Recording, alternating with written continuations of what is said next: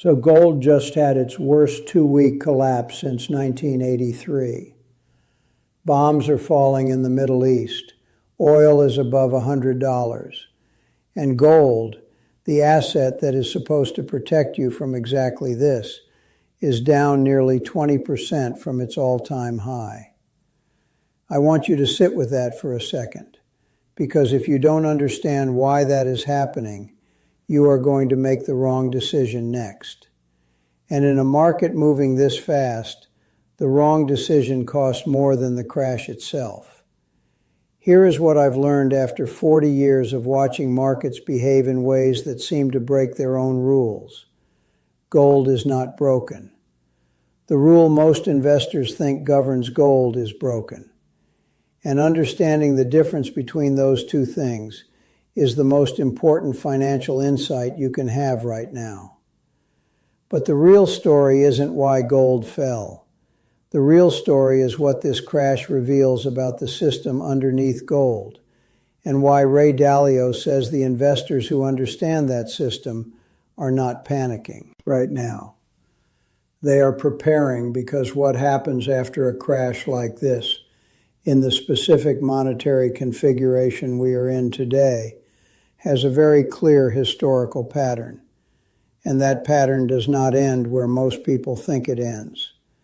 What I've observed in 40 years of navigating debt cycles and monetary transitions, including this exact scenario: dollar up, yields up, war ongoing, gold falling, is something every person who owns gold, silver, or any precious metals exposure needs to hear before they make a single move.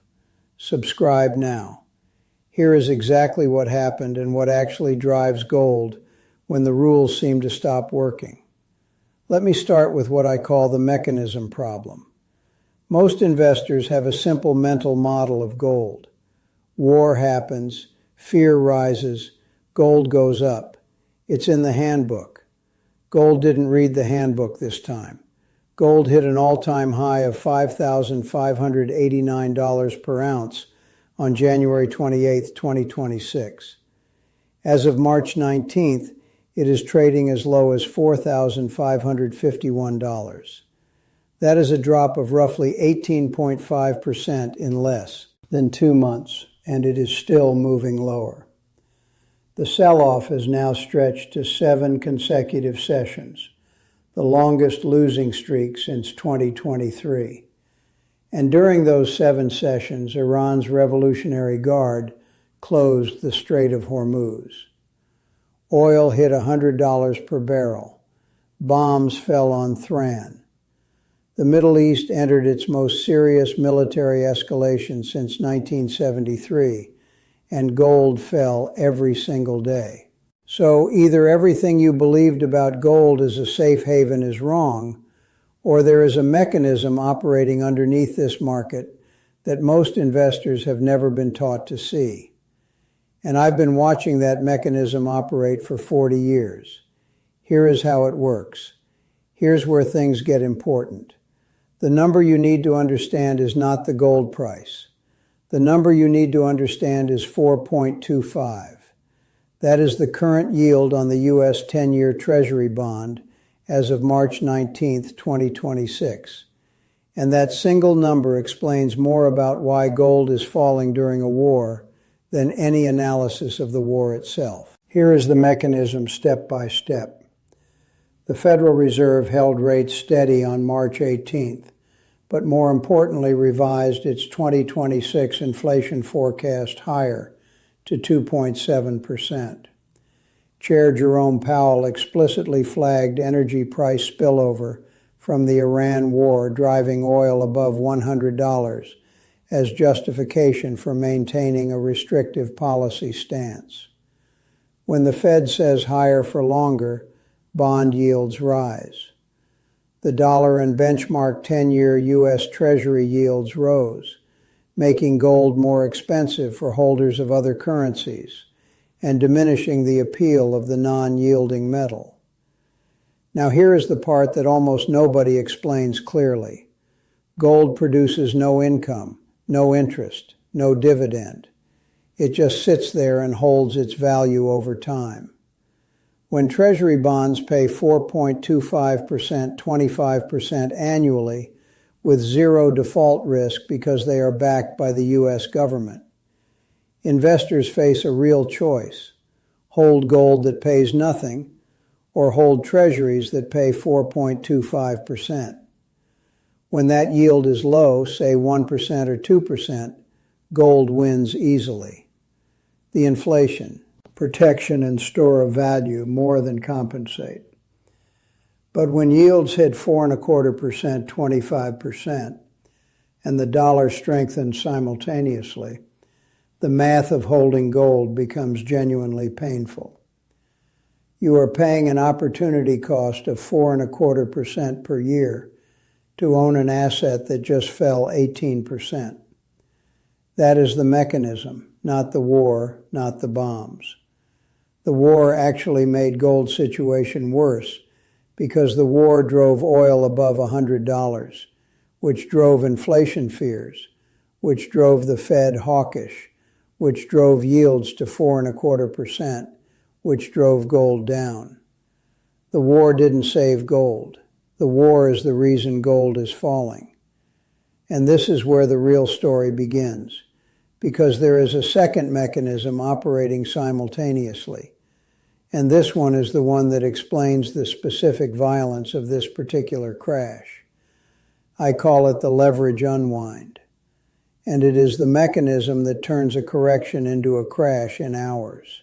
For months, market participants had priced in at least 3 rate cuts for 2026, betting that cooling inflation and moderating GDP growth would give policymakers the green light to ease. The shift in the median projection for year-end 2026 to 3.4%, up from 2.9% in December 2025, sent a clear message. The Fed is in no rush. Throughout 2025 and early 2026, retail investors poured over $70 billion into gold ETFs. A significant portion of that money was in leveraged products, 2x and 3x ETFs that multiply the daily move. These products have a design feature that most investors discover only when it costs them money. They rebalance daily. When gold falls, the leveraged ETF must sell. Lower prices trigger more selling. More selling creates lower prices. The cycle accelerates until the leveraged position is fully liquidated, which can happen in a single session. This is not speculation. Gold initially spiked from $5,296 to $5,423 on the Hormuz news, then reversed hard, down more than 6% from the intraday high. Paper traders flushing positions. Nothing more fundamental than that. The very products that helped retail investors ride gold to $5,589 became the mechanism that crashed it back to $4,551 in 2 weeks. The retail investor was not selling because they changed their mind about gold. They were selling because the product they owned gave them no other option. And while retail was forced to sell, something else was happening simultaneously on the other side of the world. Layer 1, the sovereign selling nobody is discussing. In 1983, gold suffered one of its worst weekly declines in decades. The reason was not a financial crisis or a bank blow-up. It was Middle Eastern oil-producing states selling gold to raise cash because their oil revenue had collapsed. The OPEC market share had been destroyed by North Sea oil, Alaskan production, and new fields in Brazil and Malaysia, Saudi Arabia, Qatar, Kuwait. They needed cash to defend their dollar currency pegs and fund their governments. They sold gold, and that selling flooded the market and triggered a crash. Mechanism in 2026 is the same, inverted. In 1983, Gulf states couldn't get a high enough oil price because supply was too high. In 2026, oil prices are at $100, but Gulf states can't physically ship their oil because the Strait of Hormuz is closed. Storage is full. Saudi Arabia and Kuwait have already begun cutting production because they have nowhere to put the oil they're pumping. Revenue has collapsed, not because the price is low, but because the pathway is blocked. Gold and silver prices have been on a roller coaster ride in the past few days. After racking up huge gains over the past year to hit record highs, prices of the precious metals fell sharply. The same governments that built gold reserves for exactly this rainy day are now experiencing exactly this rainy day. And they are doing exactly what they did in 1983. They are selling gold to raise the dollars they need to defend their currency pegs and fund their governments while their oil revenue is temporarily disrupted. Saudi Arabia holds 323 tons of gold. Qatar holds 115 tons. Kuwait holds 79 tons. These are not small positions, and they don't need to sell all of it to move the market. They need to sell enough to cover the cash flow gap created by a Strait of Hormuz closure that nobody anticipated would last this long. Layer 2, the algorithm amplification. Hedge fund algorithms do not care about geopolitics. They care about two numbers, the dollar index and the 10-year Treasury yield. When the dollar rises above 99, the algorithm sells gold. When the 10-year yield rises above 4%, the algorithm sells gold. The 10-year Treasury yield jumped to 4.2%. The dollar index climbed toward 99.9, and gold, a non-yielding asset whose entire bull thesis rested on falling real yields and a weakening dollar, repriced accordingly. Billions of dollars in paper gold contracts were sold automatically, not because any human decided the gold thesis was broken, because the preset conditions for selling were triggered simultaneously across hundreds of algorithmic trading systems. Layer 3, the paper versus physical divergence, the signal that matters most. Here is what I find most important about this crash, and what I have watched in every major gold correction in 40 years. The paper market and the physical market are telling different stories. Meanwhile, physical gold premiums stayed elevated. Demand from stackers, jewelers, and institutional buyers held steady. The physical market, where actual metal changes hands, told a completely different story than the futures screen. Asian central banks are buying. Chinese institutional investors are buying. Physical gold is leaving COMEX vaults at an elevated rate, the same drainage pattern that was visible before the January all-time high. The paper price crashed. The physical demand did not. When I have observed this divergence in my career, paper selling hard while physical demand holds, it has historically marked not the end of a bull market, but a transfer of ownership from leveraged retail positions to unleveraged institutional and sovereign buyers who are comfortable waiting.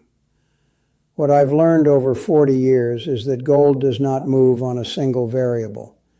It moves on the relationship between several variables simultaneously. And when those variables align against it in the short term, the correction can be violent, fast, and confusing to anyone who only watches the headline price. The three variables that drive gold in the short term are the real yield on the 10-year Treasury, the dollar index, and the level of leverage positioning in the futures and ETF markets. All three aligned against gold simultaneously on March 18th and 19th. The Fed hawkish hold raised real yields. The dollar strengthened in response, and the leveraged retail positions built up during the $70 billion ETF inflow of 2025 were forced liquidated by the daily rebalancing mechanism. That is the short-term price. It is real, it is painful, and it is temporary. The long-term price is set by a completely different set of variables. The debt cycle, the credibility of the monetary system, the pace of central bank gold accumulation, the fiscal arithmetic of a government carrying $36.2 trillion in debt and paying $1.03 trillion annually in interest, the first time in American history that interest payments exceeded the defense budget. The structural case for gold has not collapsed. Central banks have been buying at elevated levels for 3 consecutive years. J.P. Morgan is maintaining its year-end 2026 price target of $6,300 per ounce. Deutsche Bank stands behind $6,000. Neither bank has moved those targets despite the recent correction.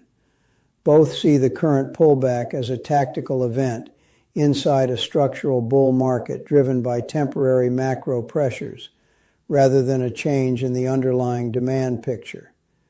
Here is what I watch. Not the war, not the daily. Price. 2 numbers. Number 1, the DXY, the dollar index. The dollar index climbed toward 99.9. When the DXY is above 100, gold faces a strong mechanical headwind. When it falls back below 97, which happens when the market begins pricing Fed rate cuts again, that headwind reverses. Watch the DXY. It tells you more about the short-term direction of gold than any geopolitical event. Number 2, the 10-year Treasury yield. With the 10-year Treasury yield hitting 4.25%, 25% the opportunity cost of holding gold has spiked, leading to a massive liquidation of long positions. When that yield drops below 3.5%, which happens when recession fears override inflation fears, or when the Fed is forced to cut, the opportunity cost of holding gold collapses and the mechanical selling reverses. Watch the yield, not the price of gold. The yield tells you when the short-term mechanism is turning. And here is what I know about those 2 numbers in the current configuration. If the 4.25% yield on the 10-year Treasury begins to significantly increase the government's interest expense, a forced pivot or some form of yield curve control could become a reality by 2027. Such a scenario would likely serve as the ultimate catalyst for gold and silver to reclaim their recent losses and move toward the $5,000 and $100 marks, respectively. The United States is rolling over $9.2 trillion in debt this fiscal year. At 4.25%, that debt costs $391 billion more annually than it cost at 2% rates. The arithmetic of sustaining 4.25%, 25% rates against a $36.2 trillion debt load is not indefinitely maintainable. The moment that arithmetic forces a policy response, a rate cut, a form of yield curve control, a return to quantitative easing under whatever name the next Fed chair chooses, the mechanical headwind against gold reverses. And when it reverses against the backdrop of a structural bull market, with central banks buying 863 tons per year, the reversal will be fast, violent, and will recover this correction and more. In 1983, gold fell sharply. Then it entered a multi-year consolidation. The investors who sold at the bottom of that crash and waited for confirmation of the reversal before re-entering missed the entirety of the next bull market. The investors who understood that the 1983 crash was a sovereign cash flow event, not a structural change in gold's monetary role, accumulated patiently and held through the noise. I am not telling you what to do with your money. I do not know your situation, your time horizon, or your risk tolerance. What I am telling you is what I know from watching this specific configuration play out before. And what I know is this. The crash happened in the paper market. The physical market held. The institutional price targets held. The central bank demand held. The structural conditions that drove gold from $2,600 to $5,589. The debt cycle. The de-dollarization trend, the fiscal arithmetic of the American government did not change on. March 18th, the dot plot changed. The short-term price changed. The structure did not. In a world where almost every financial activity incorporates credit risk, that of a state, a central bank, an intermediary, gold remains the only asset without a counterparty. It makes no promises, pays no interest, and is not dependent on political decisions.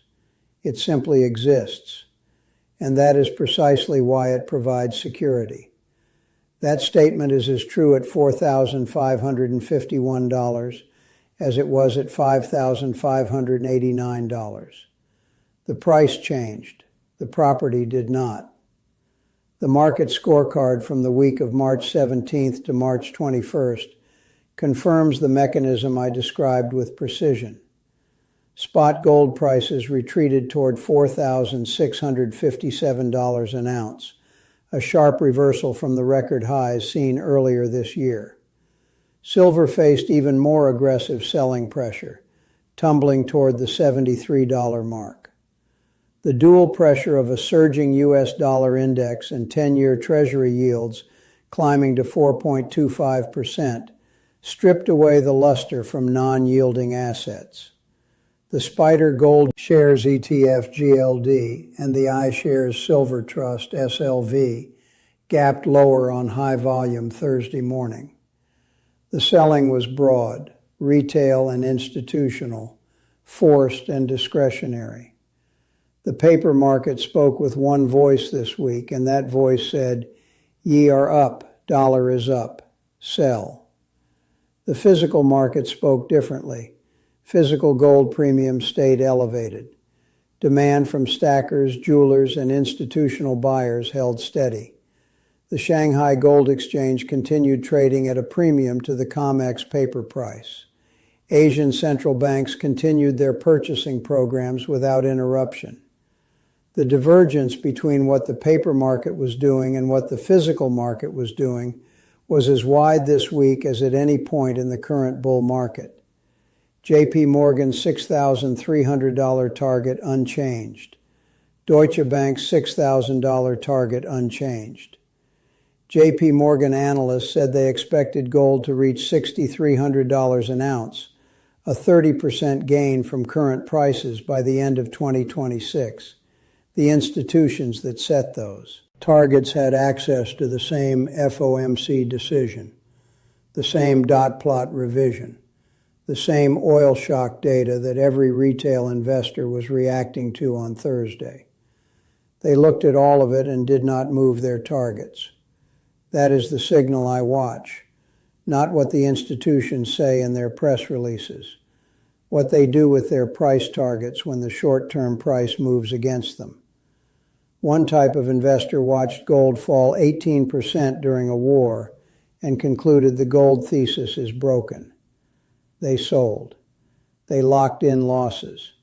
They will watch the recovery, which J.P. Morgan and Deutsche Bank are both still projecting, to levels 30% above current prices from the sidelines. Not because they were wrong about gold, because they mistook the short-term mechanical price for the structural price, because they owned leveraged products that were designed to force them out on exactly the kind of volatility that corrections in bull markets produce. The other type of investor understands the two markets. The paper market, which crashed because yields rose. The dollar strengthened. Leveraged positions were liquidated, and Gulf sovereign wealth funds sold gold to cover oil revenue shortfalls. The exact 1983 playbook run by the exact same players for the exact same reason.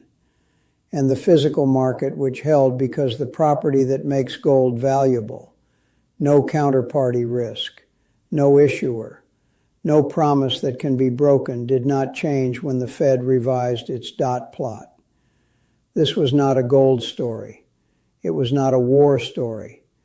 It was a story about the difference between the short-term mechanical price of gold and the structural price of gold, and about the specific, identifiable, historically documented mechanism that temporarily separates those two prices when oil shocks drive inflation. Inflation drives Fed hawkishness. Fed hawkishness drives yields in the dollar. And yields in the dollar drive the algorithm that doesn't know there's a war and doesn't care. Watch the DXY. Watch the 10-year yield. When the DXY breaks below 97 and the 10-year yield breaks below 3.5%, the mechanism reverses. And it reverses against the backdrop of central banks buying $863 tons per year, a 36.2 trillion debt load that cannot sustain 4.25%, 25% rates indefinitely, and JP Morgan and Deutsche Bank price targets that were not withdrawn on Thursday. The paper market crashed. The structural case did not. In 40 years, I have never seen those two things remain separated indefinitely. Most investors don't know the difference between the paper price and the structural price. Now you do.